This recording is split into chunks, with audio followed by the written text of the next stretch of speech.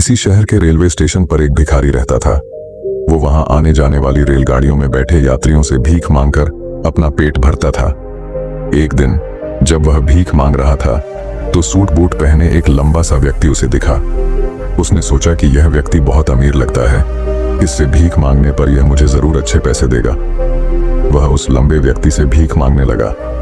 भिखारी को देखकर उस लंबे व्यक्ति ने कहा, तुम हमेशा मांगते ही रहते हो, क्या कभी किसी को कुछ देते भी हो? भिखारी बोला, साहब मैं तो भिखारी हूं, हमेशा लोगों से मांगता ही रहता हूं, मेरी इतनी औकात कहां कि किसी को कुछ दे सकूं।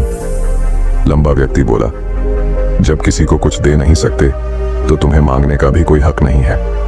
मैं एक व्यापारी हूं और लेन देन में ही विश्वास करता हूं। अगर तुम्हारे पास मुझे कुछ देने को हो तभी मैं तुम्हें बदले में कुछ दे सकता हूं। इतना कहने के बाद वह लंबा आदमी ट्रेन में बैठकर चला गया।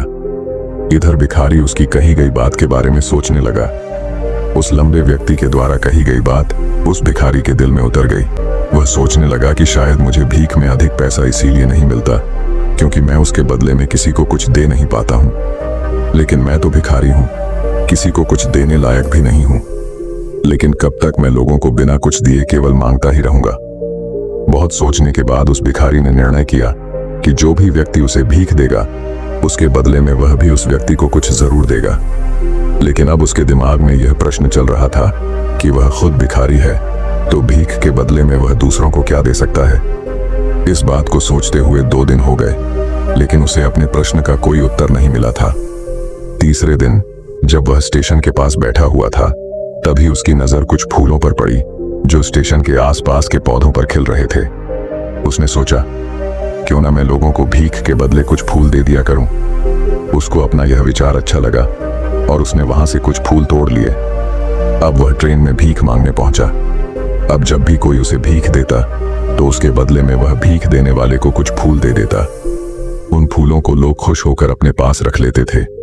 अब भिखारी रोज फूल तोड़ता और भीख के बदले में उन फूलों को लोगों में बांट देता था।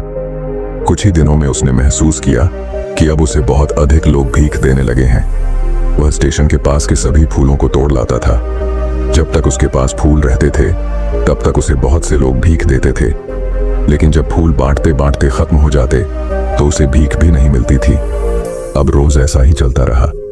एक दिन जब वह भीख मांग रहा था तो उसने देखा कि वही लंबा व्यक्ति ट्रेन में बैठा है जिसकी वजह से उसे भीख के बदले फूल देने की प्रेरणा मिली थी। वह तुरंत उस व्यक्ति के पास पहुंच गया और भीख मांगते हुए बोला, आज मेरे पास आपको देने के लिए कुछ फूल हैं।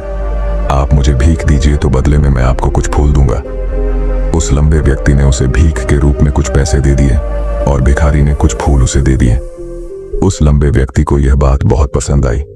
वह बोला, वाह क्या बात है, आज तुम भी मेरी तरह एक व्यापारी बन गए हो। इतना कहकर फूल लेकर वह लंबा व्यक्ति अपने स्टेशन पर उतर गया। लेकिन उस लंबे व्यक्ति द्वारा कही गई बात एक बार फिर से उस भिखारी के दिल में उतर गई। वह बार बार उस लंबे व्यक्ति के द्वारा कही गई बात के बारे में सोचने लगा और बहुत खुश होने लगा। उसकी आंखें अब चमकने लगीं। उसे लगने लगा कि अब उसके हाथ सफलता की वह चाबी लग गई है जिसके द्वारा वह अपने जीवन को बदल सकता है। वह तुरंत ट्रेन से नीचे उतरा और उत्साहित होकर बहुत तेज आवाज में ऊपर आसमान की तरफ देखकर बोला, मैं भिखारी नहीं हूं, मैं तो एक व्यापारी हूं, मैं भी अमीर बन सकता हूं। लोगों ने उसे देखा तो सोचा कि शायद यह भिखारी पागल हो गया है और अगले दिन से वह भिखारी उस स्टेशन पर फिर कभी नहीं दिखा। लेकिन 6 महीने बाद इसी स्टेशन पर 2 व्यक्ति सूट बूट पहने हुए यात्रा कर रहे थे। दोनों ने एक दूसरे को देखा तो उनमें से एक ने दूसरे से हाथ मिलाया और कहा, क्या आपने मुझे पहचाना? दूसरा व्यक्ति बोला, नहीं, क्योंकि मेरे हिसाब से हम लोग पहली बार मिल रहे हैं। पहला व्यक्ति बोला, नहीं, आप याद कीजिए, हम पहली बार नहीं बल्कि तीसरी बार मिल रहे हैं। दूसरा व्यक्ति बोला, मुझे याद नहीं, वैसे हम पहले 2 बार कब मिले थे? अब पहला व्यक्ति मुस्कुराया और बोला, हम पहले भी 2 बार इसी ट्रेन में मिले थे। मैं वही भिखारी हूं जिसको आपने पहली मुलाकात में बताया कि मुझे जीवन में क्या करना चाहिए और दूसरी मुलाकात में बताया कि मैं वास्तव में कौन हूं। दूसरा व्यक्ति मुस्कुराया और अचंभित होते हुए बोला, ओह, याद आया, तुम वही भिखारी हो जिसे मैंने एक बार भीख देने से मना कर दिया था और दूसरी बार मैंने तुमसे कुछ फूल खरीदे थे। लेकिन आज तुम ये सूट बूट में कहाँ जा रहे हो और आजकल क्या कर रहे हो? तब पहला व्यक्ति बोला, हाँ, मैं वही भिखारी हूँ, लेकिन आज मैं फूलों का एक बहुत बड़ा व्यापारी हूँ और इसी व्यापार के काम से ही दूसरे शहर जा रहा हूँ। कुछ देर रुकने के बाद वह फिर बोला, आपने मुझे पहली मुलाकात में प्रकृति का वह नियम बताया था जिसके अनुसार हमें तभी कुछ मिलता है जब हम कुछ देते हैं। लेन देन का यह नियम वास्तव में काम करता है। मैंने यह बहुत अच्छी तरह महसूस किया है, लेकिन मैं खुद को हमेशा भिखारी ही समझता रहा। इससे ऊपर उठकर मैंने कभी सोचा ही नहीं। और जब आपसे मेरी दूसरी मुलाकात हुई तब आपने मुझे बताया कि मैं एक व्यापारी बन चुका हूँ। अब मैं समझ चुका था कि मैं वास्तव में एक भिखारी नहीं बल्कि व्यापारी बन चुका हूँ। मैंने समझ लिया था कि लोग मुझे इतनी भीख क्यों दे रहे हैं, क्योंकि वह मुझे भीख नहीं दे रहे थे बल्कि उन फूलों का मूल्य चुका रहे थे। सभी लोग मेरे फूल खरीद रहे थे क्योंकि इससे सस्ते फूल उन्हें कहाँ मिलते।